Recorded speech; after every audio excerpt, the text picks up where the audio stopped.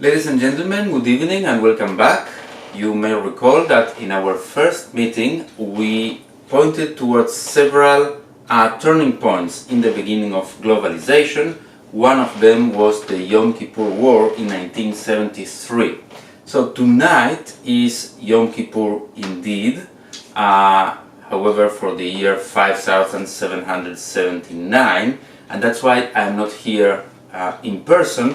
However, I thought that you won't take very easily missing this class, and I prepared this recording in advance, which will follow the standard procedures that we do every week, so I will interrupt in a couple of occasions for your questions by the hour. Now, without any further ado, let's move back into what were the main concepts that you incorporated to your world historical menu so far. First, we went through the hominid evolution 3.5 million years before the present, all the way up to 100,000 years before the present with the emergence of Homo sapiens. Secondly, we took account of the two waves of migration, the first one to the eastern hemisphere only, the second one much later in time, about 70,000 years before the present getting started, covering the globe in its entirety by about 12,000 years before the present. And then the cognitive revolution was the third major idea, this transformation of language and fictional thinking.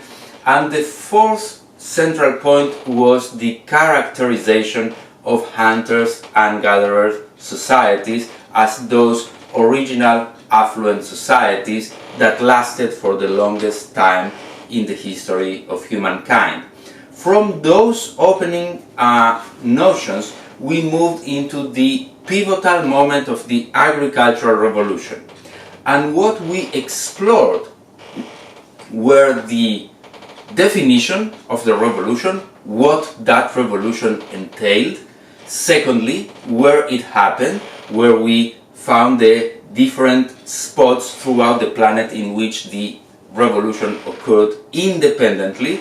But at the same time, we observed that after that outbreak of the agricultural revolution in several spots, there were processes of diffusion expanding the range of the agricultural revolution.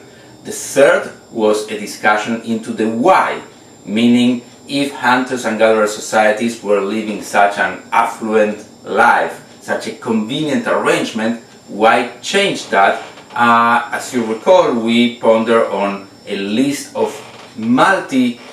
factors that impacted the transformation, including the population pressure, the climate change, the luxury traps, among others. And the fourth point was to look into the consequences, that is, the radical transformations that came with the agricultural revolution, the transition from this peripatetic nomadic lifestyle into the settling down into one spot, growing larger families, and eventually clustering into villages that will pave the way for the urban revolution on which we will be speaking today. Now, this trajectory that we did so far gives you an idea, a more concrete idea, of the overall arching argument that we presented in the first class when we looked at world history at large as made of two pivotal turning points, the agricultural revolution and the industrial revolution, with three blocks created by these two pivotal moments, these three blocks being the three types of social arrangements, the three major types of social arrangements in world history, namely the period of hunter and gatherer societies, agricultural societies, and industrial societies. So if you go back to these notions that may have sound as pretty distant for you at first, now you may be having a better understanding as you go throughout the different variables. So in terms of demography, we saw that populations were stable for tens of thousands of years during the hunting and gathering period. About 6 million people on the eve of the agricultural revolution, and then as we transition into the agricultural revolution, by the beginning of the Common Era, humankind is reaching its first 200 to 250 million, and the first billion by the end of this agricultural revolution around 1800. In terms of social equality, here we experience the drastic transition from these egalitarian societies under hunter and gatherers arrangement into these polarized societies in which there was a huge gap between the large landowners and those without land at all. Also in terms of gender, we observe this disruption of the original equality in gender terms moving into polarization, and that applies also for politics, whereas once the decision making was made by the clan in its entirety, and now we will observe precisely today how a new elite emerged to take account and care of all public decisions, with the rest of the population having no share in that. The opposite phase of that transition from sharing decision making to an elite making the decisions alone is observed in the field of warfare, whereas warfare was an activity that engaged the entirety of the clan under hunter and gatherer societies. With the transition to agriculture, with this emergence of a ruling political elite, we observe also the emergence of a warrior class made by this same elite. And ideologically speaking, that is in terms of how people envision a meaning for reality, we observe how these animist beliefs, this notion that there is an equality in nature in which every creature and every object has its own spirit and all spirits communicate directly with one another, we will be transitioning in the agricultural era into a completely new understanding of reality, a completely new set of religious beliefs according to which there is a series of gods, there is a series of mightier entities on top of the human population, which is far below the strength and the power of those godlike figures. And this departure, this polarization between the mighty entities, the gods and the common people, is now reflecting the new social arrangement, which is polarized as well. So at this point you should be able to start understanding more deeply this Bourbon scheme that I offered you the first class, that may have sounded as perplexing at first. The other idea that we were exploring from the very beginning is the origins of globalization. So in this regard, we already charted the first two maps. We discussed the possibility that the first global migration is actually the first global episode. It is very telling that by about the time that the farthest tips of the planet, Tierra del Fuego in South America, were reached about 12,000 years before the present. About that time, the agricultural revolution, that is the second map in the sequence, the agricultural revolution gets started in the Middle East at first and then in the other foci. Now the third map is the one that will concern us today, and it has to do with the emergence of cities, states, empires and civilizations. So a third entry point that we used to so far, besides the overall scheme for world history, the overarching discussion of globalization, is the importance of thinking relevantly about our exploration into world history. And you recall that we took care of the institutional answer, which is not very convincing, neither is the cocktail party answer. But then we reached this notion of globalization and convergence as a way to make sense of previous stages in history in conversation with our current global condition. The importance of making sense of processes and phenomena at a lower degree of social complexity to allow us to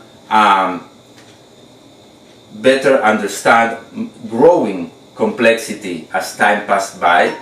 The presence of the evolutionary psychology explanation for some behaviors that send us back to look into very early stages in human history. The alternative that the exposure to these early societies offer us to reflect on our own society, given the significant difference between the two. Path dependence, this notion that some conditions which we still experience today are actually rooted very far in the past. As we discussed last time, the agricultural revolution, the main staples produced in every location of the planet being still the main staples that you will find at every regional cuisine. And right now, I would like to draw your attention to an additional way of bringing this relevancy into our exploration in world history. And this has to do with thinking out of the box, both in terms of time and place. So, if I would like to ask you to picture a world map, you probably would be thinking along the lines of a map as the one that I am showing here at the slide, which probably you can better see in your own screen. From this way of picturing the world, we will be transitioning into many alternatives. One of those I offer you right away last time, when instead of having a planet carved out by political boundaries, I offer you a map with different animal and plant species.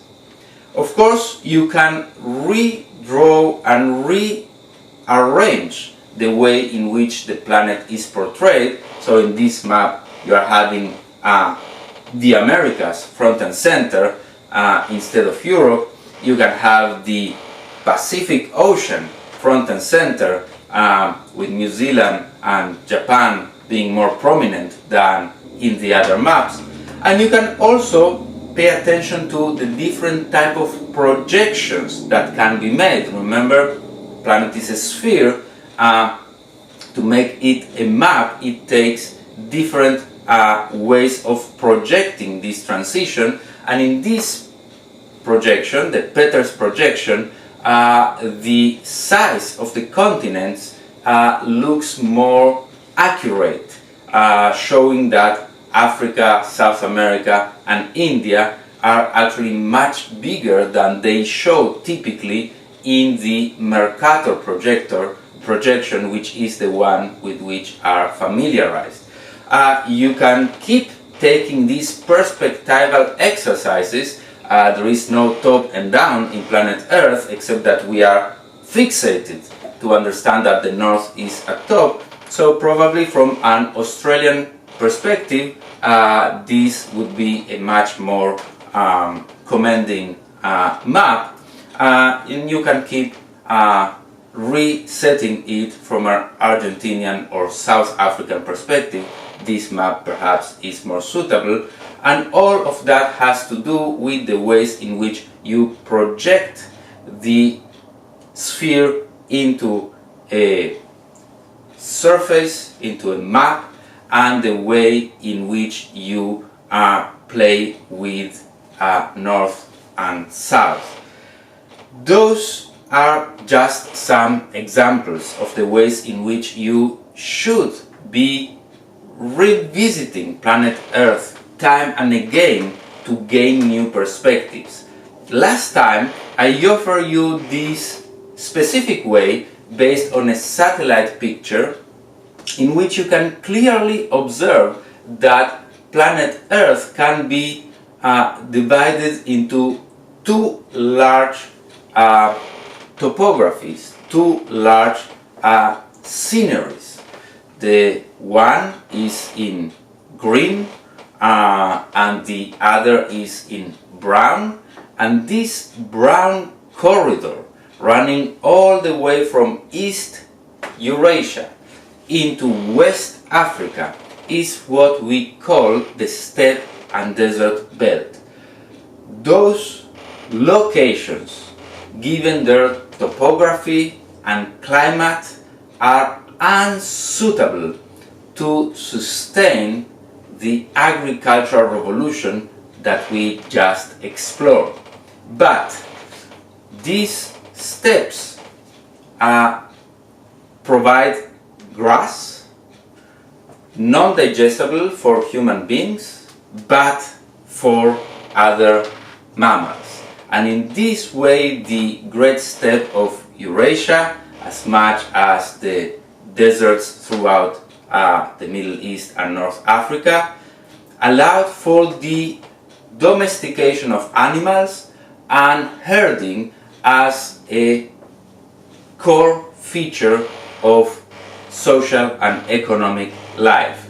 This herding, in fact, is half the components of the agricultural revolution: domesticating plants, domesticating animals. It's only about the animals in the steppes and desert, and this adjustment of the agricultural revolution to this particular climate and soil conditions resulted in the emergence of a third type of society, that of the nomadic pastoralists. So on the one hand, those societies are still nomadic, are still peripatetic, are still moving around the surface, but on the other hand, they incorporated one component of the agricultural revolution, namely herding. So in different places across the steppe and desert belt, you run into different societies, very prominently the Mongols in Central Asia, in the Arabian Peninsula, the Bedouins, just south of the Sahara Desert, this strip of land showing here named the Sahel, where there is more availability of water. You have a pastoralist nomadic societies as well, such as the Tuareg, and all of these different societies share the basic characteristic of the nomadic and pastoralist societies. That is the reliance on herding as their key economic activity, the necessity to relocate seasonally in order to find the sources of water and grasses for the animals, resulting in a nomadic way of life.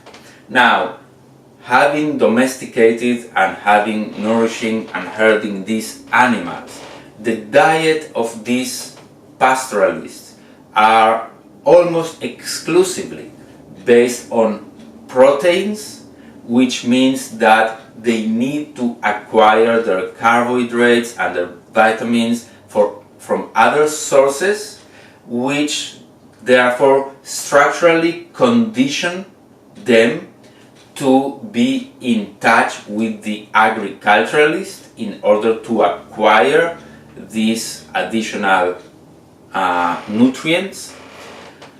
And this type of interaction is asymmetric in that the pastoralists necessarily have to connect to the agriculturalist, whereas the agriculturalists are much more self-sufficient.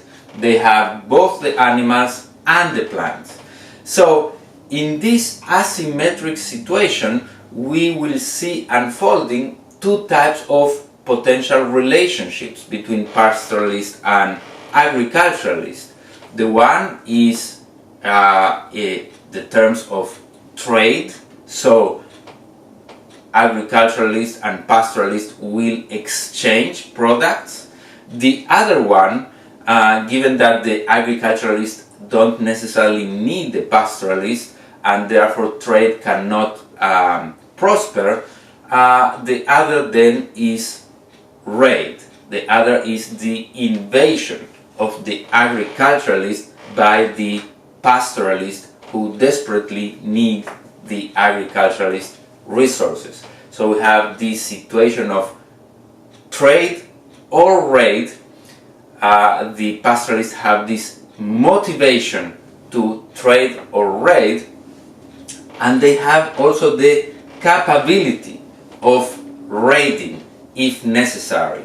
And that is because the same skills that the pastoralists use for their profession, herding, that is riding on horseback or camelback and navigating the territory and mobilizing society and carrying their herds with them, that is their logistics with them, they are very easily transitioning from their skill set at work from the skill set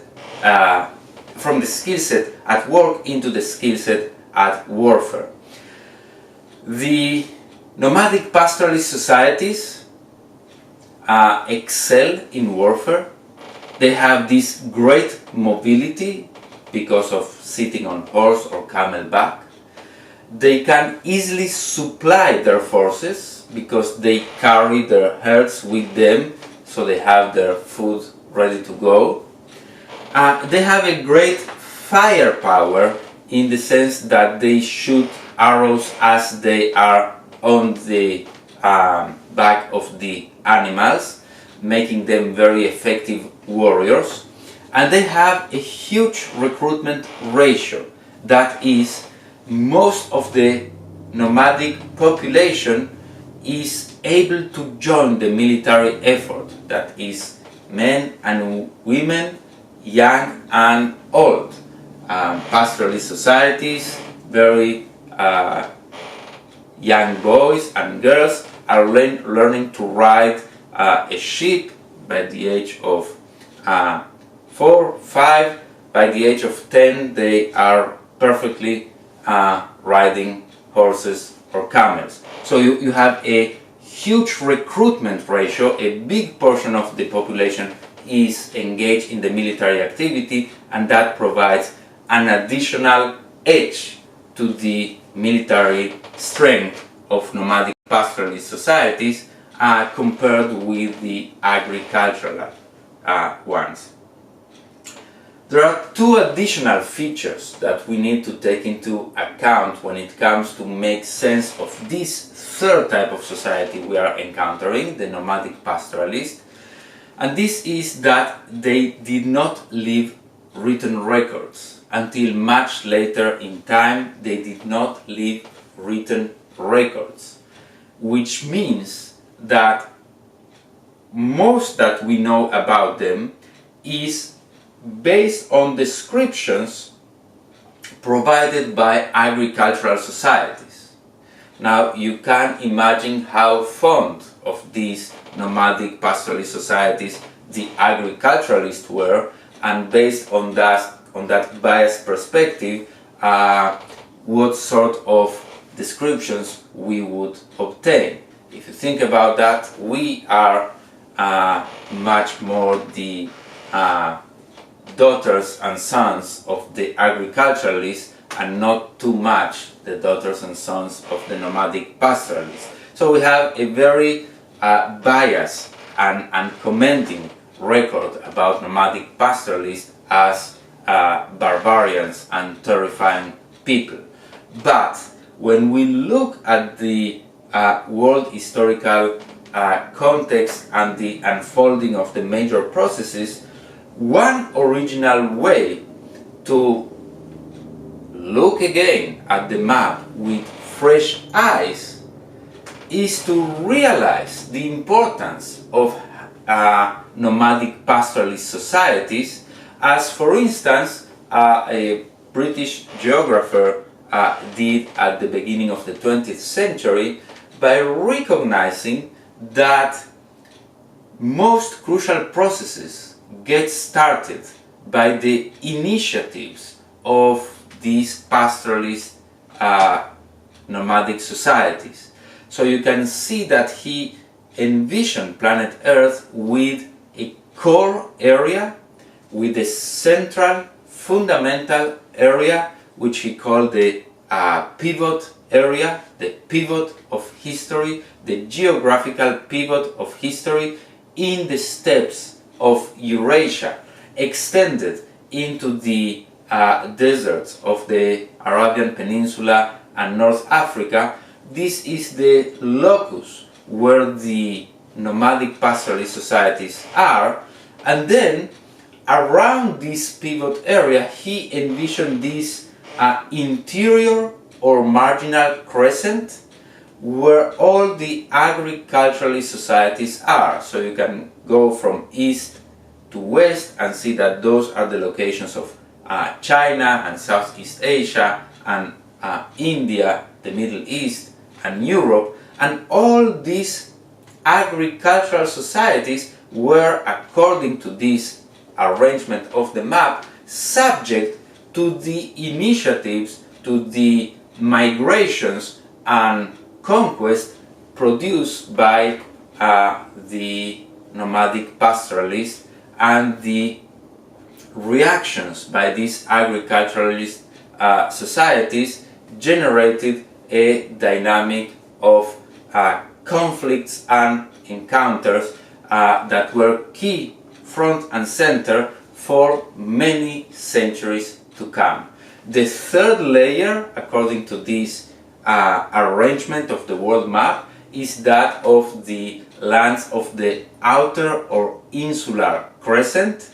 So you can depict this map as concentric circles. The first one is the pivot area, the second one is the marginal crescent, and the third, the lands of the outer or insular crescent, are those regions of the planet that remain detached altogether from the interaction between nomadic pastoralists and agriculturalists, or were in a very loose connection. So you have the Americas and Australia without any connection. You have the southern part of Africa with looser connections.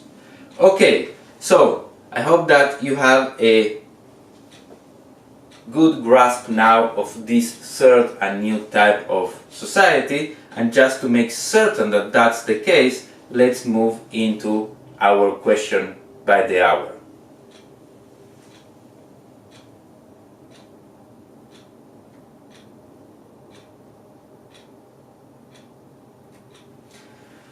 Very well, so if we understood the importance of visiting and revisiting the world map and making sense of it through different perspectives, now let's take on this major task, which is to make sense of how we moved from this first map which we encounter, the map of the agricultural revolution, a map which is based on plants and animal species, into the map as you are most familiar, that is a map carved out by some 200 political entities known as states. How this transition actually occurred.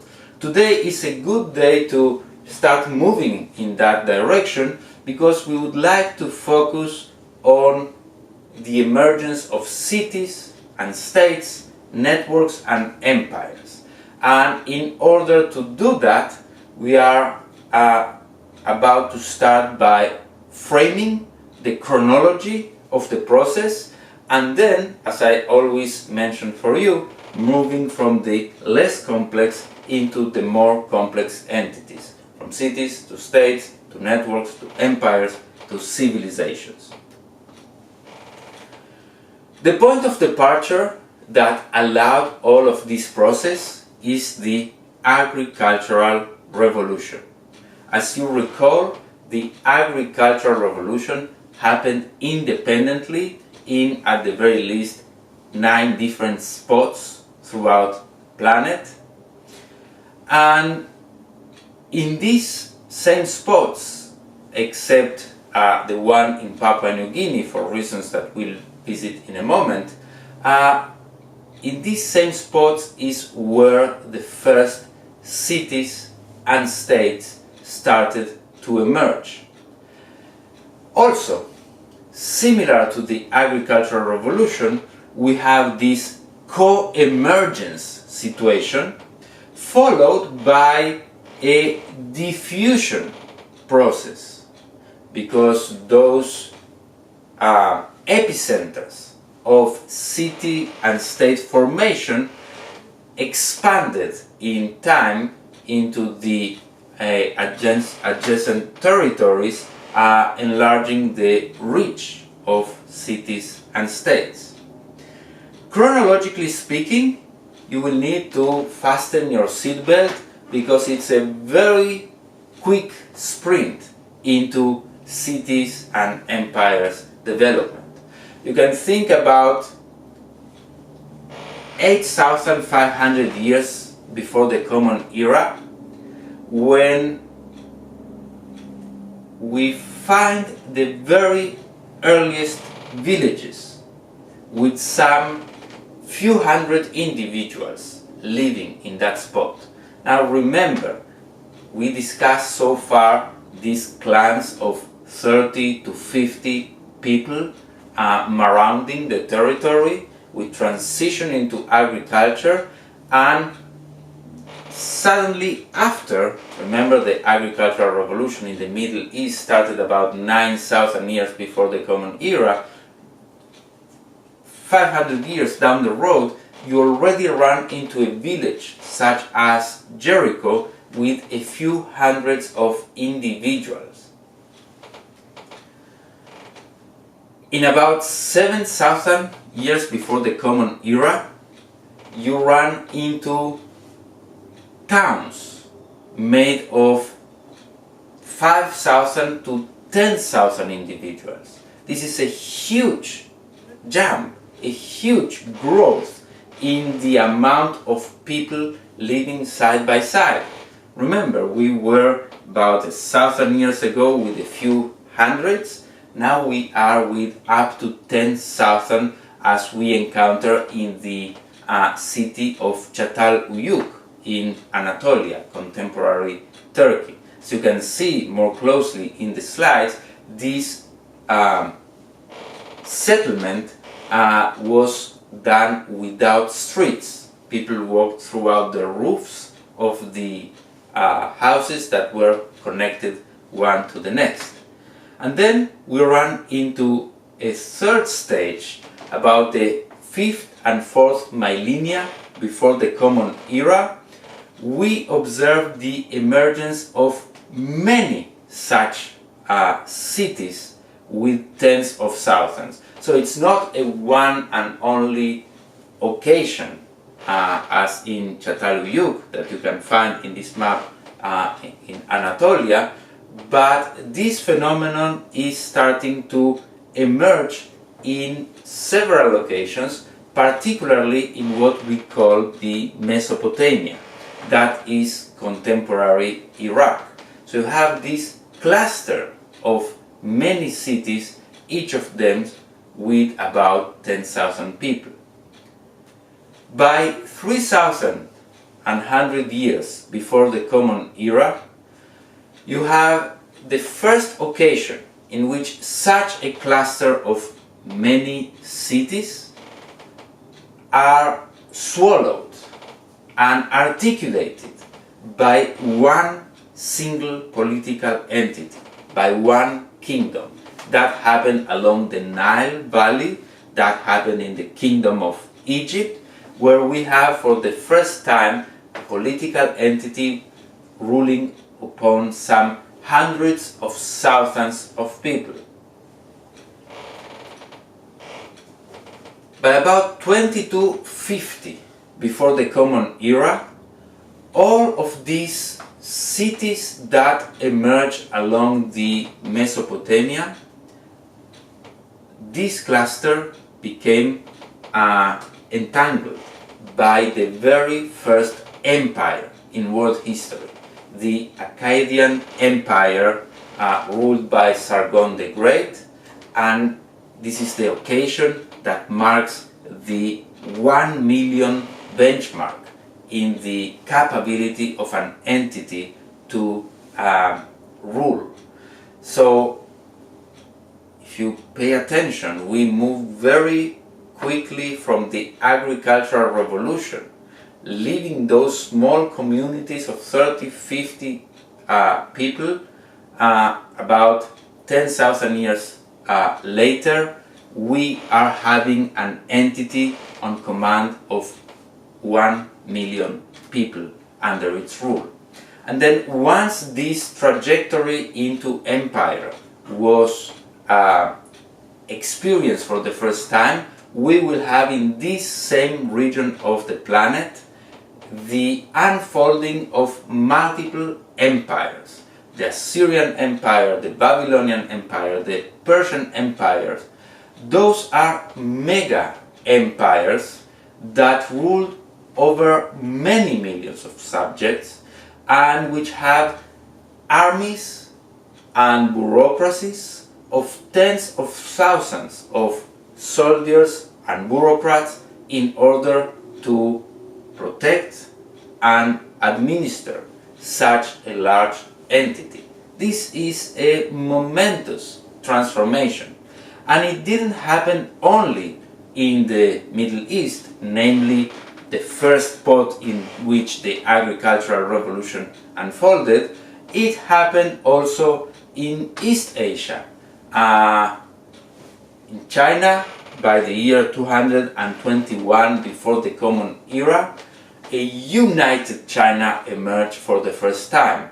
So you can observe in this map the multiplicity of cities. If you will reconstruct the entire sequence, you will observe a very similar process to that we just view in the Middle East. It was about the emergence of villages turning into cities, cities resulting in clusters, clusters being arranged by multiple kingdoms, as the case was in the Nile with the Kingdom of Egypt, and then all of these kingdoms quarreling with one another until one of them, the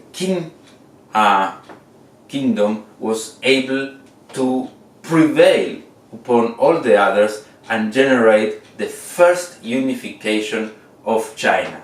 And when that happened, 221 years before the Common Era, when that happened, we have an entity of some 40 million people under one rule, with hundreds of thousands of soldiers and bureaucrats ruling upon them.